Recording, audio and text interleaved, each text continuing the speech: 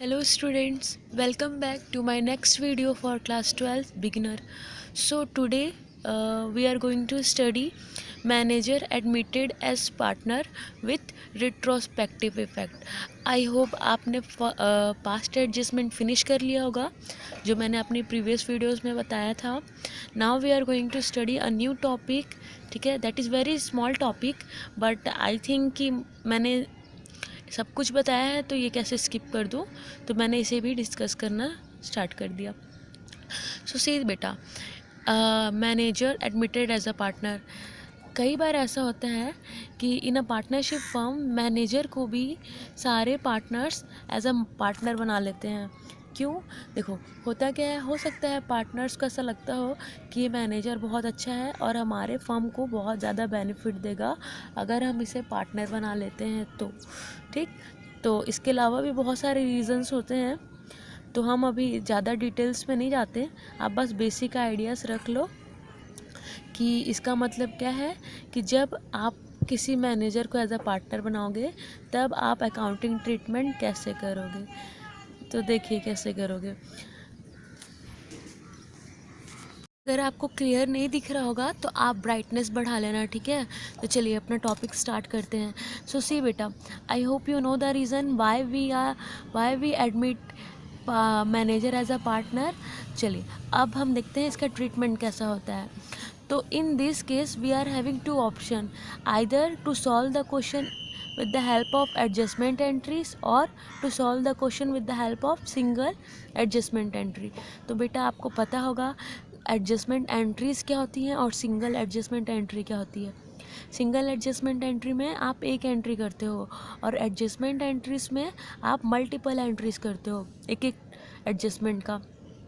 So beta, in manager as admitted as a partner with retrospective effect topic, it is desirable to use single adjustment method.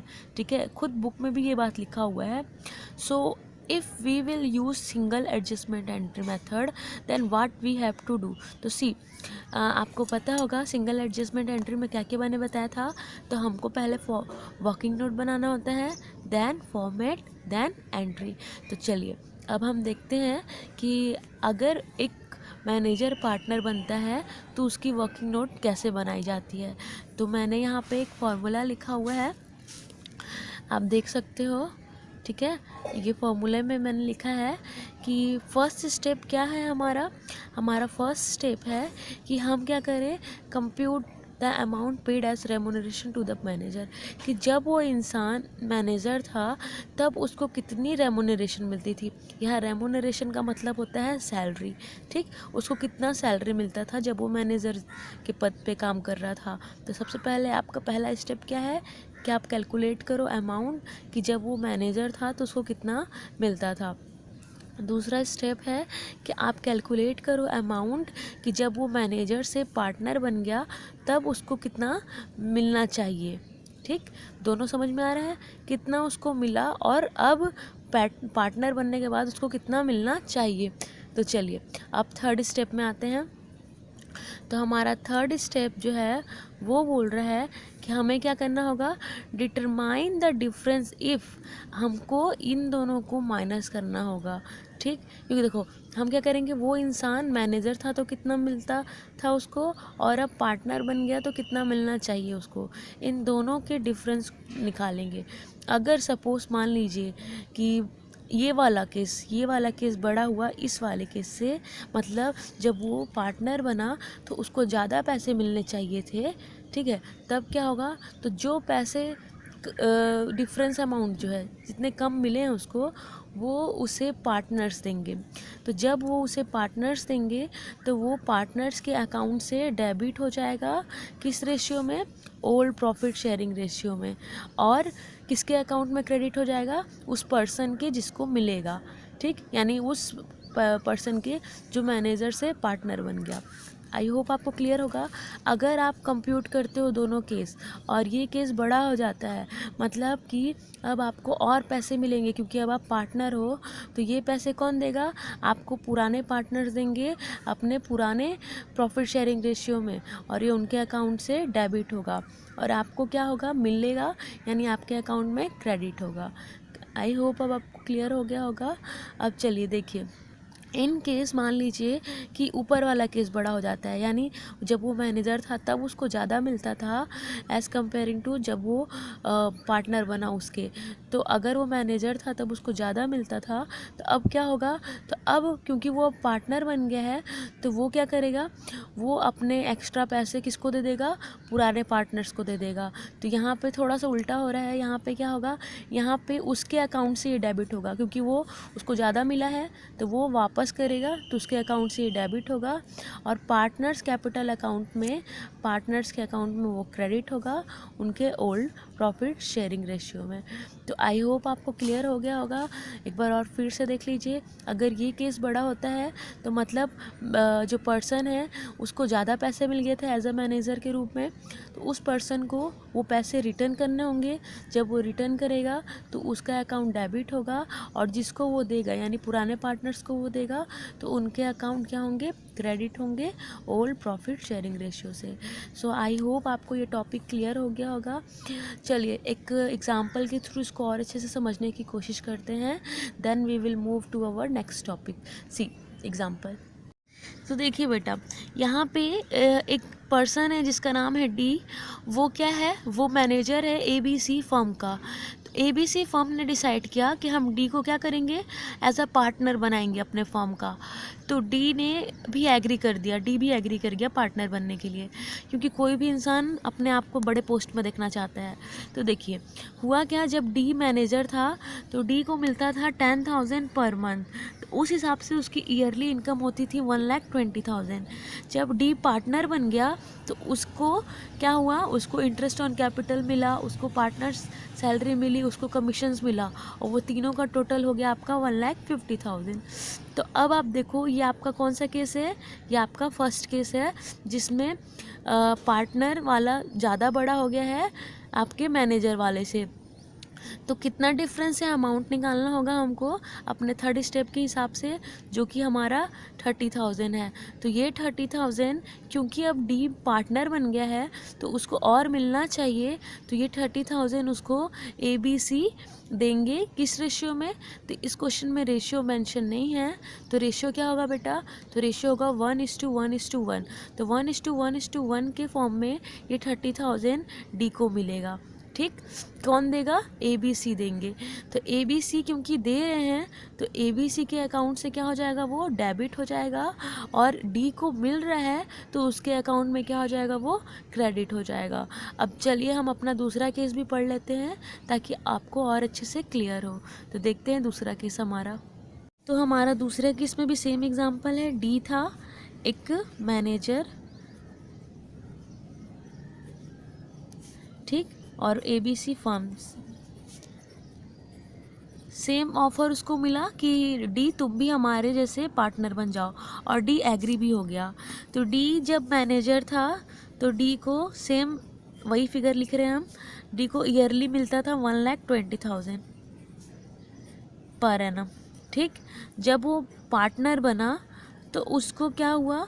उसको मिला interest on capital और partner salary और commission, वो तीनों मिला के उसको मिले 1,00,000 रुपीज़। यहाँ पे हम अमाउंट कम कर रहे हैं। अब आप देखो, हमारा फर्स्ट स्टेप हो गया, सेकंड स्टेप हो गया, थर्ड स्टेप क्या था? डिफरेंस निकालना। तो आप देखोगे कि वो जब मैनेजर था तो उसको ज़्यादा मिलता था एज़ कंपेयरिंग टू पार्टनर के। तो उसको कितना ज़्यादा मिलता था? तो उसको मिलता था 20,000 ज़्यादा। तो ये तो अब क्योंकि वो अब मैनेजर नहीं रहा, अब वो पार्टनर बन गया, तो उसको जो इतने एक्स्ट्रा पैसे मिले थे वो उसको वापस करने होंगे। किसको वापस करने होंगे? उसको पुराने पार्टनर्स को देने होंगे। किस रेशियो में? तो रेशियो मेंशन नहीं है, तो वो 1:1:1 में देगा। ठीक, तो तीनों पार्टनर्स को वो एबीसी को ये 20,000 देगा 1:1:1 में। तो क्योंकि डी को ज़्यादा मिल गया है तो डी क्या करेगा, वापस करेगा। तो जब डी वापस करेगा तो डी के अकाउंट से डेबिट हो जाएगा, और क्योंकि इनको मिलना चाहिए तो इनको मिल रहा है, तो इनके अकाउंट में क्या हो जाएगा, क्रेडिट हो जाएगा। तो आई होप आपको manager admitted as a partner with retrospective effect का केस क्लियर हो गया होगा। इसके क्वेश्चंस आपकी बुक में शायद ही एक हो, आप देख लीजिएगा। अगर नहीं समझ में आएगा तो आप कमेंट पे लिख देना, मैं आपको सॉल्व करके भी दिखा दूँगी, ठीक है। तो चलिए अब हम अपना लास्ट टॉपिक पे चलते हैं। हमारा लास्ट टॉपिक क्या है, गारंटी ऑफ प्रॉफिट। तो चलिए उसको देखते हैं।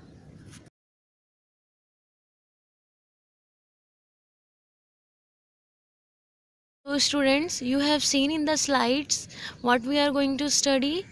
Our last topic, guarantee of profit. So as usual मैंने अपनी कॉपी में फर्स्ट पेज में लिख दिया है मेरी क्लास का नाम, जो कि है Khushboo Singh commerce classes. So if you are new viewer then please subscribe my channel if you think that it is useful for you, because I am daily uploading the videos for you people, especially for class 12th. So please visit my channel. See, let's start our today's topic, that is guarantee of profit. So guarantee of profit means what? Guarantee means what? जब आप किसी को कुछ surety देते हो कि हाँ तुमको ये चीज़ हम देंगे। The same thing with partnership also. कई बार कुछ पार्टनर्स जो होते हैं वो किसी न्यू पार्टनर को, यानी किसी नए आदमी को अपने पार्टनर्स बनाने के लिए उसको गारंटी देते हैं कि अगर तुम हमारे फर्म में पार्टनर बन जाते हो तो हम तुमको इतना प्रॉफिट देंगे, ठीक है। तो ये है आपका गारंटी ऑफ प्रॉफिट का थोड़ा सा बेसिक कंसेप्ट। और आप ये नहीं बोल सकते कि आप एक नए पार्टनर को ही देते हो। कई बार आप एग्जिस्टिंग पार्टनर को, ताकि वो फर्म को ना छोड़ के चले जाए, आप उनको भी ये ऑफ़र करते हो कि आप उनको थोड़ा ज़्यादा प्रॉफिट दोगे, गारंटी उनका दोगे। तो ये केस किसी में भी हो सकता है। तो चलिए बेसिक आइडिया फिनिश हुआ, अब अपने चैप्टर के ऊपर चलते हैं। तो मैंने कुछ चीज़ें लिख के रखी हैं। गारंटी ऑफ प्रॉफिट का मतलब, at the time when new partner is admitted in the firm, the partner may be guaranteed by existing partner to new partner or by one or more existing partner to new partner. इसका मतलब ये है, जब भी एक नया partner आता है फर्म में, तो उस नए पार्टनर को सारे पार्टनर्स मिल के गारंटी दे सकते हैं कि आप हमारे फर्म में आओ, हम आपको इतना प्रॉफिट देंगे। या फिर कोई एक से ज़्यादा पार्टनर भी उस नए पार्टनर को गारंटी देता है। तो ये है आपका गारंटी का क्वेश्चन। अगर सेकंड पॉइंट है, इफ़ इन केस अगर उस नए पार्टनर को वो गारंटी अमाउंट नहीं मिलता है, तो जिसने भी गारंटर होगा, यानी जिसने भी गारंटी दी होगी, वो उस पार्टनर को वो अमाउंट पे करेगा, ठीक है। जैसे मान लो अगर फर्म ने गारंटी दी है तो सारे पार्टनर्स मिलके पे करेंगे, और अगर एक पार्टनर ने दी है तो वो एक पार्टनर देगा, और अगर एक से ज़्यादा यानी दो पार्टनर ने दी है गारंटी तो वो दोनों पार्टनर देंगे। तो चलिए अब हम चलते हैं अपना गारंटी किस किस तरीके से दी जाती है। तो देखिए आपका पहला केस है, जब गारंटी सारे पार्टनर्स देंगे और एक एग्रीड रेशियो में देंगे। मतलब इस केस में क्या होगा, जितने भी फर्म में पार्टनर हैं वो सारे पार्टनर्स उस न्यू पार्टनर को गारंटी देंगे, ठीक है। और उनका रेशियो, गारंटी देने का जो रेशियो होगा वो भी उनके बीच डिसाइडेड होगा।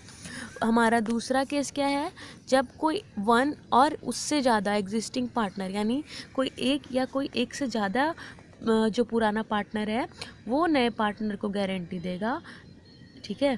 तो ये दो तरीके से गारंटी दी जाती है पार्टनर्स को। तो चलिए हम अपना पहले केस में चलते हैं। तो हमारा पहला केस क्या है, जब गारंटी सारे पार्टनर्स देंगे उस नए पार्टनर को, तो कैसे कैलकुलेशन करना है। तो देखिए बेटा, आपका फर्स्ट स्टेप मैंने लिख दिया है। आपको क्या करना होगा, आपको सबसे पहले ये देखना होगा कि उसकी जो प्रॉफिट है, प्रॉफिट शेयरिंग रेशियो है, जब वो पार्टनर बन गया तो उसको कितने प्रॉफिट मिले, ठीक। तो पहले आप ये कैलकुलेट करोगे। तो आप इसके लिए क्या करोगे, तो आप as usual profit and loss appropriation account बनाओगे और उससे जानोगे कि पार्टनर्स को कितने प्रॉफिट मिले हैं, ठीक। तो चलिए ये हो जाएगा आपका पहला स्टेप। फिर आपको दूसरे स्टेप में क्या करना है, दूसरे स्टेप में आपको ये देखना है कि उस पार्टनर को, जो नया अपकमिंग पार्टनर है, उसको गारंटी कितने मिली है, ठीक। जैसे मान लीजिए कि प्रॉफिट बढ़ गया सारे पार्टनर्स के बीच में, और जो नया पार्टनर्स था उसको मिलना था 5000 गारंटीड अमाउंट में, लेकिन मिनिमम अमाउंट में 5000 बोला गया था, लेकिन जब प्रॉफिट शेयर हुआ तो उसको कितने मिले, 4000 मिले। तो 1000 क्या हो गया, 1000 नहीं मिला है उसको, तो वो 1000 कौन देगा, बाकी के रिमेनिंग पार्टनर्स, किस रेशियो में, जिस रेशियो को उन्होंने एग्री किया गया होगा उनके द्वारा। ठीक, तो चलिए ये आपका बेसिक आइडिया है। अब देखो क्या होता है, आपका जो फर्स्ट स्टेप है और जो सेकंड स्टेप है, दोनों का आंसर में से जो सबसे बड़ा आंसर होगा, मतलब जिसका अमाउंट फिगर ज़्यादा होगा, आप वो अपने गारंटी पार्टनर को देते हो। ठीक है, जैसे मान लीजिए अगर प्रॉफिट ज़्यादा हुआ तो आप उसको दे दोगे, और अगर गारंटी ज़्यादा हुआ तो आप उसको दे दोगे। तो चलिए ये रहा हमारा फर्स्ट केस। अब हम क्या बोलते हैं, अपनी इस वीडियो को यहीं ख़त्म कर देते हैं।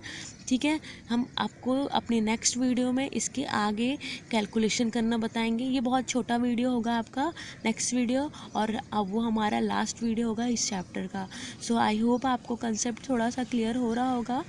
तो और प्लीज़ अगर आपको चैनल अच्छी लग रही होगी तो इसको सब्सक्राइब कर लो। सब्सक्राइब करने से आपका बेनिफिट ये होता है कि आपको बार बार चैनल विज़िट करने की ज़रूरत नहीं पड़ेगी, आपको तुरंत नोटिफिकेशन आ जाएगा कि हाँ इन्होंने ये वीडियो अपलोड किए करके। सब्सक्राइब करते टाइम आपको एक बेल आइकन मिलेगा, उस बेल आइकन को आप बस क्लिक कर देना, उससे आपको तुरंत नोटिफिकेशन मिलने चली जाएगी। तो ये आपके बेनिफिट के लिए है, इसलिए मैं बार बार आपको सब्सक्राइब करने बोलती हूँ। तो चलिए आज के लिए बस इतना ही, बाकी क्या डिटेल्स मैं आपको अपने नेक्स्ट वीडियो में दूँगी। ठीक, चलिए आज के लिए थैंक यू।